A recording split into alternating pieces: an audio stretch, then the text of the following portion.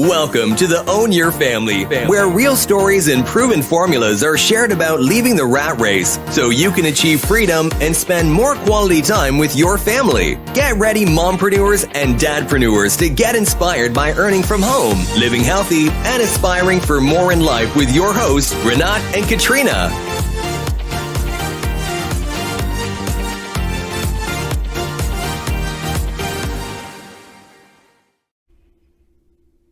Hi, it's Katrina. In this episode, I'm going to share with you the book summary of The Subtle Art of Not Giving a Fuck, written by Manson. Personally, I find this book very interesting, and the effort of the author to bring real narratives makes it even more realistic and practical. In The Subtle Art of Not Giving a Fuck, Manson clears up some common misconceptions on how to live a successful and happy life. Through counterintuitive advice such as don't try, he manages to convince us that we do not have to be famous to be immoral, and that we do not have to give a fuck about every little thing in this life. This book teaches you how to take back control of your life in order to be truly happy. The problem with living in modern society is that people expect to be extraordinary at everything, believe they must always be positive, and feel they can never fail. In The Subtle Art of Not Giving a Fuck, Manson clears up these misconceptions once and for all. To be truly successful and happy in life, he says, you must learn to doubt yourself. Doubt others, allow negative feelings, stop chasing fame, and know that life is a struggle. So get ready to learn why negativity is actually the way to a positive, happy, and fulfilling life. It's okay to feel down. Do you know this feeling? You are anxious, angry, or worried about something or someone in your life. You cannot think of anything else. You cannot be productive, and your anxiety holds you back. Then, you wonder why you are feeling anxious in the first place. So you become anxious about being anxious, which in turn makes you more anxious. This is what Manson calls the feedback loop from hell, and is probably a feeling that most people are familiar with. Where does this anxiety stem from? Part of the problem is our society's focus on a positive, can-do attitude, says Manson, especially through social media platforms such as Instagram, which presents ever-perfect images of life, leading to a rejection of any negative feelings. Feeling sad or anxious might actually feel unnatural as a result. So instead of making our lives better, rejecting the negative makes it worse.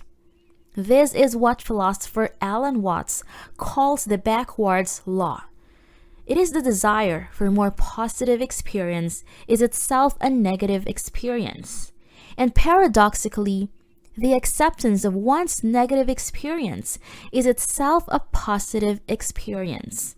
Focusing on what we want and always trying to be better inevitably shows us what we lack. So, in order to live a happy and fulfilling life, we have to choose to not give a fuck. There are 3 subtleties defining what it means to not give a fuck. Subtlety 1.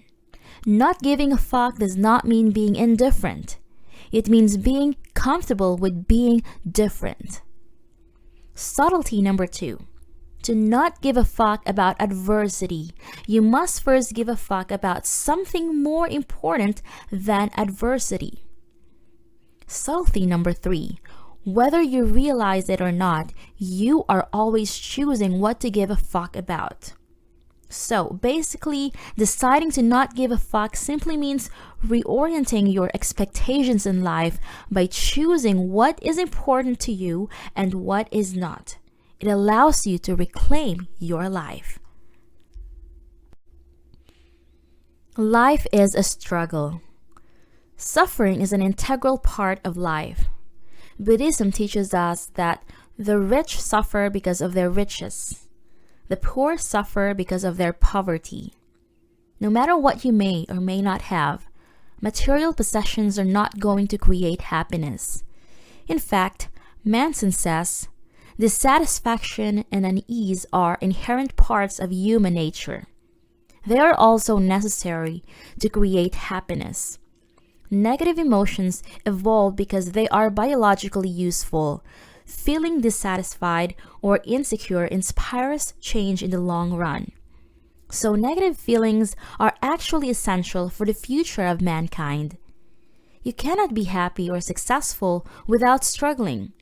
So the more important question to ask is not how to be happy, but what are you willing to go through for happiness? Choose your struggle. Manson's biggest teenage dream was to become a rock star. But he eventually gave up on this because he realized he was not willing to make the sacrifices necessary to achieve his goal. Learning an instrument, sacrificing free time to learn how to play it, finding a record label, and so on. Struggle inspires growth.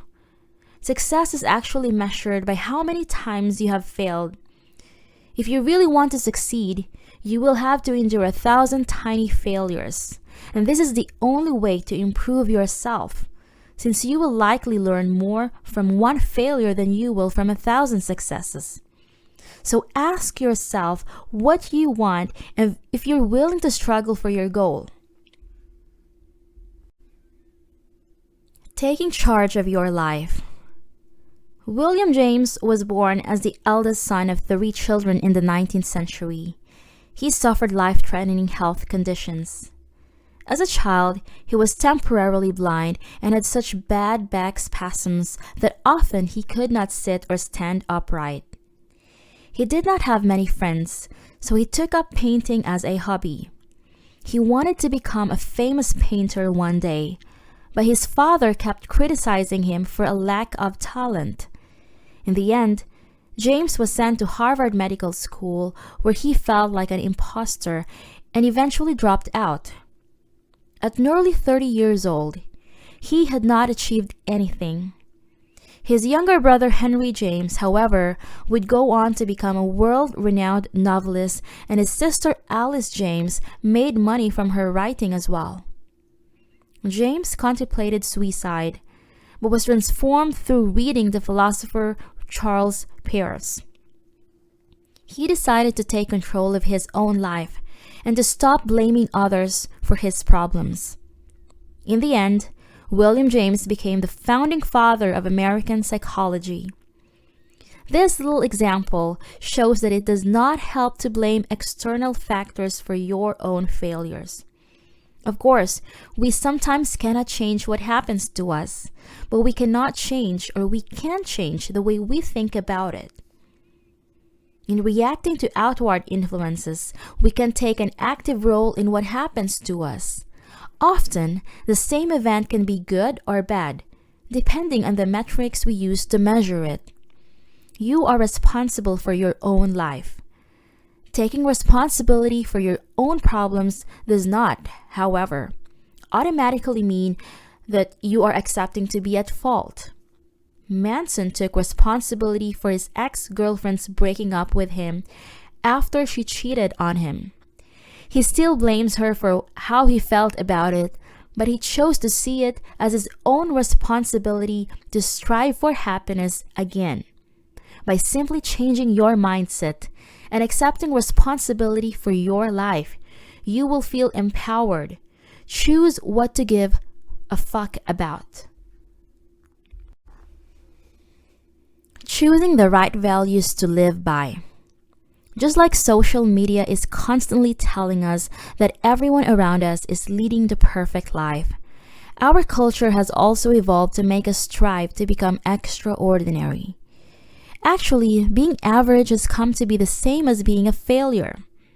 We live in a society that believes we are all entitled to be extraordinary without actually having to work for it. Entitlement of this kind, however, isolates us. It makes us believe we are the center of the universe and prevents us from looking at the world with curiosity and a willingness to improve ourselves. Think of it this way. If you believe that life is only notable or worthwhile when it is truly extraordinary, it means that most people in the world lead worthless lives. Besides, if everyone were extraordinary, we would all be the same, so ordinary again. Accept the fact that you are neither extraordinary nor special. You are just like everyone else. But anyone who has done exceptional things in the past did them not because they believed in their own extraordinariness, but because they were striving to improve themselves. To lead a happy life, you need to define the right values to live by. And there are some values that will inevitably create problems and unhappiness. Manson says, shitty values include pleasure, material success, always being right, or staying positive. These are values reliant on external factors and beyond your control. On the contrary, good values are based in reality, are constructive to society, and immediate and controllable. Honesty, vulnerability, self-respect, and creativity. Take Picasso, for example. His underlying value was an honest expression, which meant that he never gave up painting and was not overcome by anxiety over external factors such as success. No one is always right. Be careful about what you believe. Even your memories can betray you. Our brains were designed to be efficient, not accurate, which means that in extreme cases, we can even conjure memories of events that didn't happen. Accept that you may be wrong about some things in life. No one is always right. Being self-critical is one of the hardest skills to master, and Manson dubs his Manson's law of avoidance. The more something threatens your identity, the more you will avoid it. Letting go of your self-image can actually be a liberating experience. Maybe you have seen yourself as being married to your job your entire life, but to question and give this notion up might finally enable you to spend more time with your children. Always being sure and certain of everything is actually constraining. It means that you are unable to question and better yourself, and it will hinder you from achieving what you truly want in life. Besides, by letting uncertainties into your life and questioning your worldview will help you realize that it's really just you against yourself and not you against the world. This, in turn, will make you feel more in control of your own life. Facing our own mortality. You may not want to face it, but we are all going to die one day.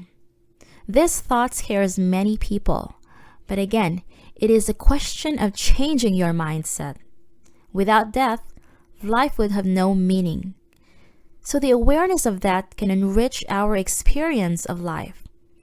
When Manson was younger, one of his friends, a 19-year-old named Josh, died after jumping into a lake at a party.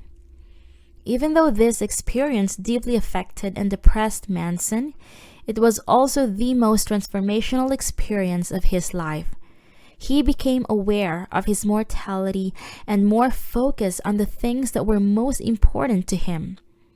In order to feel truly comfortable with death, start seeing yourself as something bigger than yourself. By choosing values that have an effect on those around you, you will make your mark in the world that matters to you. Accept that you will inevitably miss out on some things in life. Committing to a single hobby, a single job, a single person can offer you the freedom you are seeking. You know what you have is good enough, so why would you want to pursue anything else? Commitment also helps to focus your attention on what's important in life, away from the frivolous. It offers a depth of experience that is otherwise lacking. Remember, you are already great because you choose to control your life. Despite uncontrollable factors and your own mortality, this already makes you beautiful and loved. So here's the final notes. Choose to gain control of your life by not giving a fuck about money, glory, or fame. Focus on what really matters to you. Mark Manson's best-selling The Subtle Art of Not Giving a Fuck has convinced readers all around the globe. As Steve Kamb, best-selling author of Level Up Your Life, writes, this book hits you like a much-needed slap in the face from your best friend.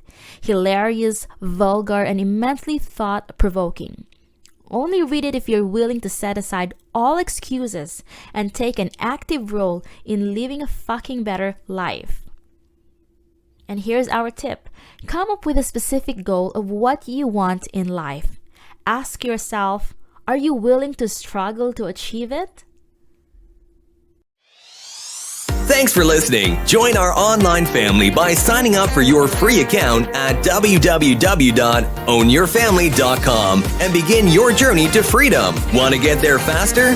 Book a strategy call with us at ownyourfamily.com/book a call. As always, be sure to leave a rating and subscribe to our podcast and channel so you never miss a future episode.